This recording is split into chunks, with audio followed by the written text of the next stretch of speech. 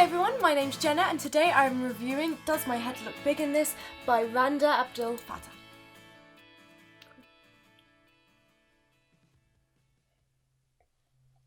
So Randa is a Australian-born Muslim Palestinian Egyptian and she is a lawyer and this is her first book. This book is about a young girl who's at a private school in Melbourne who decides to go full-time wearing the hijab, which is the scarf around the face that Muslim women wear to show modesty and be closer to God. It was a great book. I was brought up Christian and I read it at a time that I was moving away from my faith, moving away from the church, and was interested in other religions. Reading this book really made me think about Islam and being a Muslim and what that means and kind of my own beliefs. And it really was very, very interesting for me and about how I felt about my own religion and my own culture. Because that's what this book is about. It's about a girl who is just a normal teenager who is Muslim and her parents are from Palestine, and those cultures bleed into her Australian culture.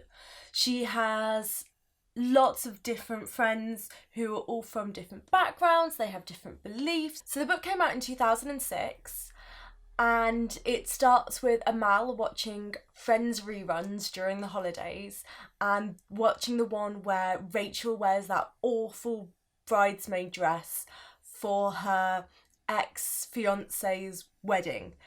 And she does it and she's really proud, and you know, if you've seen the episode, you know what happens. And Amal thinks, after watching it, I think I want to wear the hijab full time. So she's an Australian-born teenager. Her parents are Muslim, she is Muslim, and they are from Palestine. So it's a blend of culture and religion. And the book is about how she tries to balance that, how she tries to balance her faith while still being Australian and still being a normal teenager. I think that's the great thing about this book, is that she's so relatable as a teenager. She's annoying, she thinks she knows everything, she's smart, she's worried about boys, zits, doing well in exams, popular girls, her friends, and then at the same time she has this added thing that she's Muslim in a predominantly Christian country. It gives you a window into kind of a culture and an upbringing that a lot of people aren't privy to, that we don't know. I was brought up Christian. I live in a small village in England. Don't have a lot of Muslim people around here, at least in the area that I live. So when I went to school, I went to a predominantly white school. Most people I went to school with were either Christian or Catholic or agnostic or atheist. Didn't have a massive blend of religions. And that's what Amal's journey is in this school, is that the school is a predominantly white to predominantly Christian school. This is a very new thing for them. It's about how the school reacts to it, how she reacts to them. She's very defiant, she's very stubborn. I really wish I was more like her. She comes across as so self-confident, even though through her inner monologue we know she is so nervous a lot of the time. But she still has the usual teenage thing. She has a crush on this guy who's really, really cute. But she also knows nothing's ever going to happen. She doesn't want to have a boyfriend because she doesn't do that sort of thing. She's waiting till marriage. She doesn't want to kiss or go around. And she knows her parents wouldn't like it anyway.